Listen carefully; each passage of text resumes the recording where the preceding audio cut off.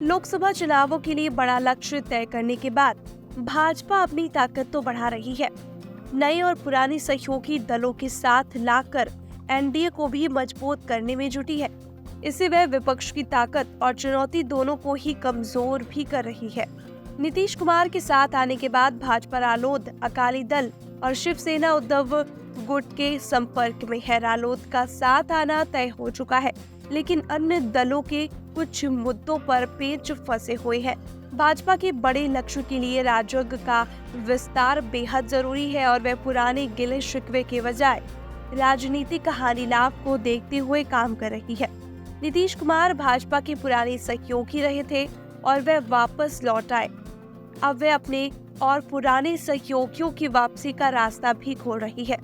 इनमें जयंत चौधरी के नेतृत्व वाले रालोद का आना तय हो चुका है। पूर्व प्रधानमंत्री चौधरी चरण सिंह को भारत रत्न घोषणा के साथ ही इस गठबंधन की पटकथा भी लिखी जा चुकी है। अब केवल उचित समय का इंतजार भर है। भाजपा के एक और पुराने सहयोगी अकाली दल के साथ बात बनते बनते उलझ गई है। राज्य में भाजपा और अकाली दल के बीच कुछ दिन पहले सीटों के बंटवारे की बात भी हुई थी। सूत्रों के अनुसार राज्य की 13 लोकसभा सीटों में अकाली दल भाजपा को 5 सीटें देने को तैयार है, लेकिन बदले हुए माहौल में भाजपा की 7 सीटों की मांग है।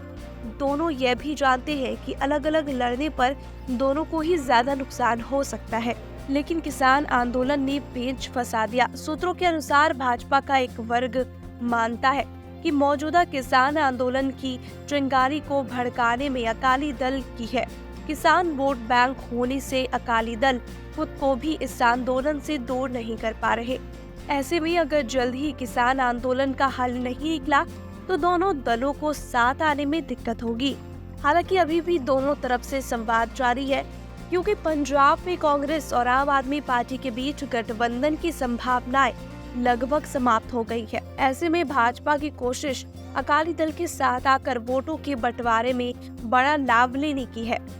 शिवसेना उद्धव गुट ने अब स्थितियों को समझते हुए भाजपा के साथ आने का पांसा तो फेंका है, लेकिन भाजपा को इसके लिए मुख्यमंत्री एकनाथ शिंदे को साधना जरूरी है।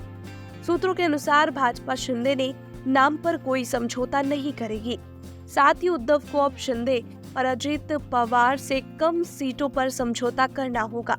भाजपा का एक वर्ग भी उद्धव ठाकरे का विरोध कर रहा है। उसका कहना है कि उद्धव का हिंदू समर्थक वर्ग अब भाजपा के ज्यादा करीब है। महाराष्ट्र में लोकसभा के साथ विधानसभा का भी गणित साझा किया जा रहा है।